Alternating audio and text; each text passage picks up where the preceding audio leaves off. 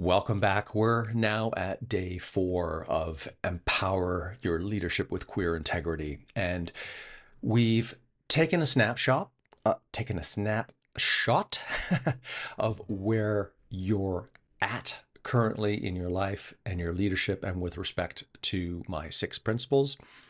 You've looked at how you feel, your well-being in relation to your leadership. And the last exercise we looked at, what do you know? What are your key notions of worth around what you believe is right, what you stand for, your values, and perhaps you may have written something about your ethics and your morals. What follows knowing your key notions of worth is how you think and how you cultivate ethical clarity through emotional intelligence and reason. So I have this beef, I guess you could say, with the phrases critical thinking and logical reasoning. And it isn't really a beef. Brilliant, important, philosophically, from a thinking perspective, how we get to a reasoned, clear decision. All of these things are really important. But often it feels like in critical thinking or logical reasoning, there's something missing. And for me, that's the human-heartedness. That's the emotional intelligence, That's what I call the reasonableness, like combining reasoning with finding a solution, a strategy that works for us as people, that isn't just a cut and dried, without considering the humanity of the situation.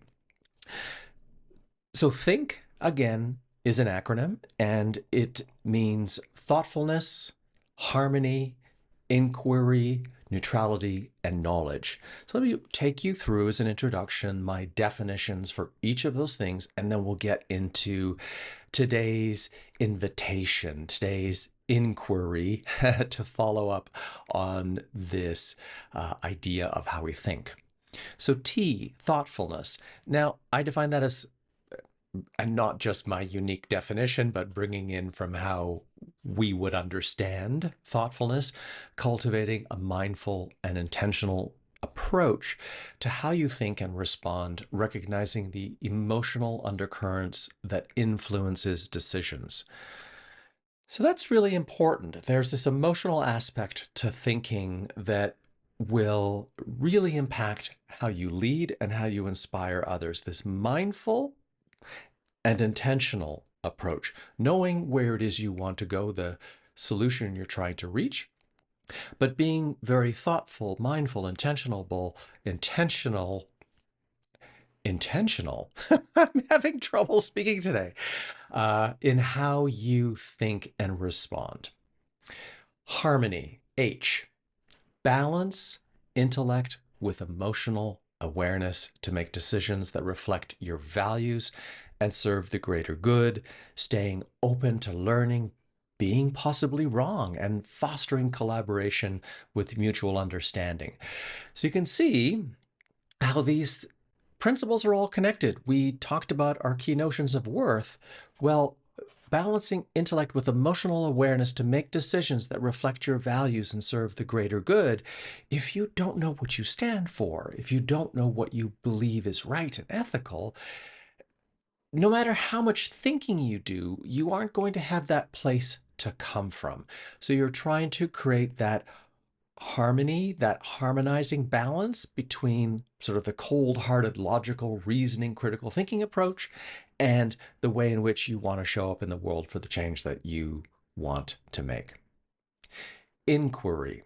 I. Approach challenges and choices with curiosity, with even playfulness. Ask meaningful questions to uncover deeper insights and expand your perspective. So we could easily think based on, I'll get a whole bunch of research and I'll have some logical arguments or some philosophical texts to read and I'll base it all on that. No. Inquiry means we need to very much ask the deeper kinds of questions involving other people, real situations, narratives, people's experiences, so that we can get the human insights. And that's going to expand our perspective to make us realize where we're ignorant. And ignorance doesn't necessarily mean something bad, it just means what you don't yet know. Neutrality.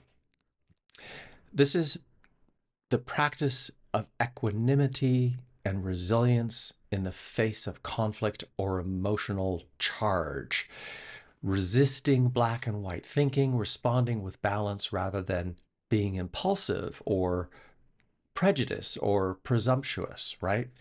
So neutrality is difficult. Another word I use for that is impartial witnessing. See the situation, try and take all the information in as if you're conducting an investigation. You don't want to prejudice what you're seeing with your biases and beliefs.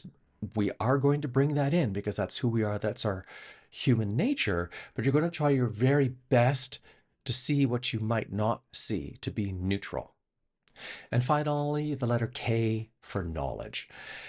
Apply the wisdom derived from diverse experiences and perspectives, your own and others, understanding that true reasoning incorporates emotional intelligence as well as intellectual clarity.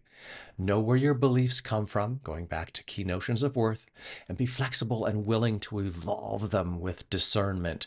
So when you encounter something new that challenges what you believe to be true, and suddenly you feel that moment of like, yeah, maybe you'll even get defensive, or maybe you'll feel, whoa, I feel very uncertain because I don't know if what I've been holding on to is really true anymore.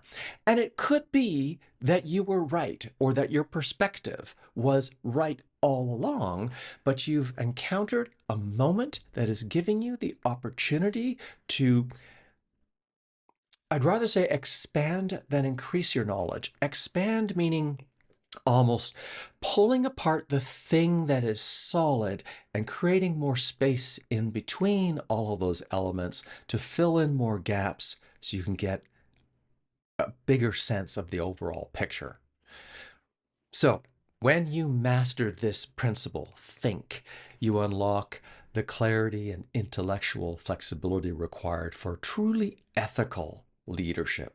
You lead not by being right, but by being more open-hearted and responsible for yourself, how you think, what you believe to be true, and for others. And you become more aware, attuned to how your thoughts shape your voice, your message, what you say, how your thoughts guide your actions and your choices, and how your thoughts influence your ability to connect meaningfully with others. So if you think you can just go out and tell someone what to do, you're not being thoughtful, you're not being intentional, and you're certainly not leading. You are then dictating. So let's move into what today's invitation is. The way you think is the way you lead. So if you want to lead differently, there's lots of things you would need to consider changing or evolving, but how you think is certainly one of them. And the quality of your thinking, as evidenced by how I've described the acronym for think, all of those individual qualities are going to determine how well you lead, how well others look to you for your leadership, for your inspiration, for your guidance, for your wisdom, for your knowledge. A point to be aware of is that quality does not mean intelligence or experience all by itself, right? There are plenty of highly educated, really smart, very intelligent people who lead with arrogance, their ego, and disregard, bulldozing people out of their way because they lack emotional intelligence or they choose not to care about. So this is one of those moments where you can think about how you want to lead. This is what I believe. You don't have to believe what I believe. The true quality of a leader's thinking is shaped by how open-minded they are, how resilient they are in the face of discomfort and challenge, and how flexible and adaptive they are when they are facing the potential or even the need for change. So this goes back to what I said at the beginning, my sort of bone of contention with critical thinking. This is not so much or just about critical thinking. It's about vertical thinking, the capacity for growth, transformation, and layered insight. It's the kind of thinking that helps us to lead humanely and with humanity. Okay, so let's get in today's invitational practice. I'm calling this inquiry. Think about your thinking. If you go back and look at or reread what I wrote, the definitions for the quality of thinking and the different words to describe the acronym THINK, how would you rate the quality of your thinking on a scale of 1 to 10, with 1 being the lowest and 10 being the highest? If you say number 10, maybe it's true. Maybe your thinking is the best thinking on the planet, right? But I think most of us will probably find some gradation that is truly, honestly reflective of where we think we are in our thinking. Then, why did you give it that rating? If you gave it a 7 or an 8 out of 10, why? Why did you give it a 7 or an 8? Try and really get clear and specific and precise about why you gave it that rating. Now, here's how you really challenge your thinking.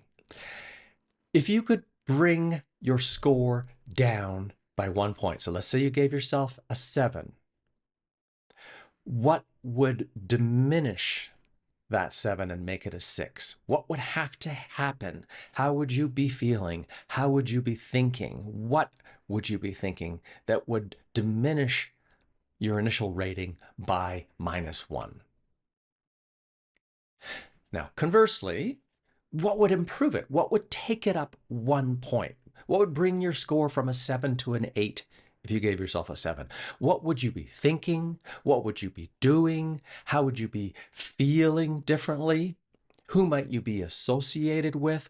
What words would you be using? Think of all the ways in which you would show up that would explain why your rating increased by 1. So how do you put this into some sort of action? How do you make this actually be a possibility? You've given yourself this rating. This is now the next question. What would motivate you to make that change to give yourself a +1? So what do you want to feel as a result of that +1 shift? Now, this is important because emotions make us move, and we feel emotions in movement. Emotions are what give us our motivation. When you really want to change and transform, you need to know how you most want to feel, the kind of most desirable emotion.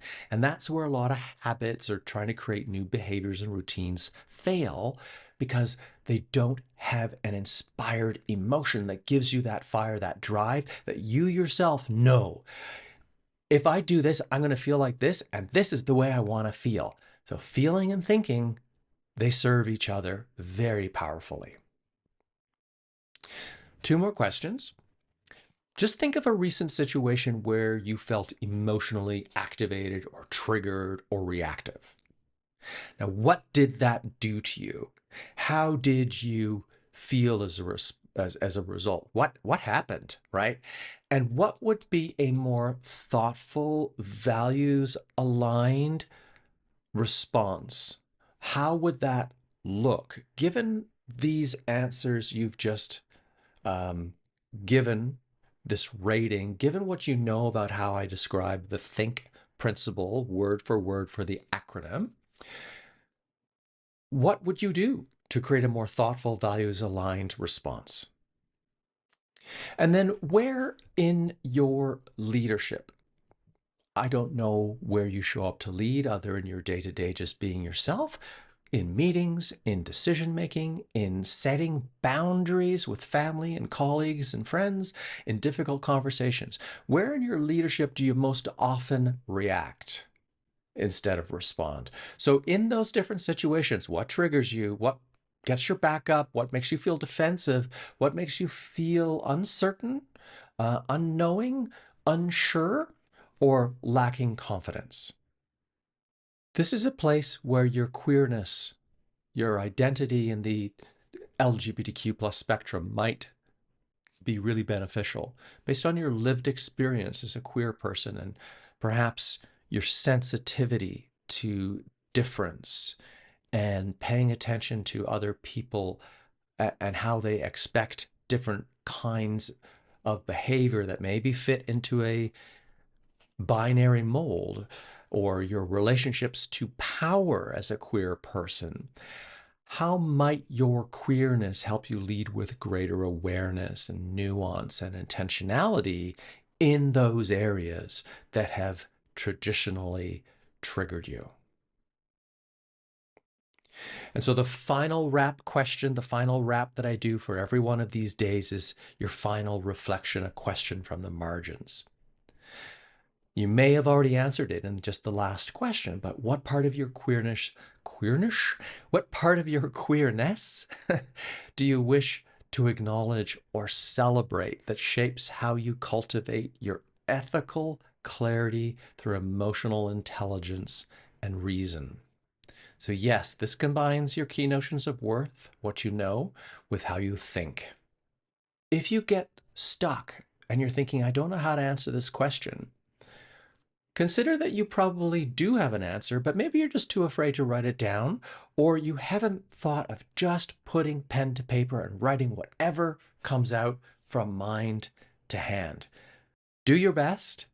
Don't prejudice what you're writing as being right or wrong. This is your journey of self-reflection to really understand the different aspects of your leadership and to reveal the things that you might not have seen about yourself, to make some determinations once we come to the end of the program, how and what ways in which you can increase the influence and impact of the way in which you lead.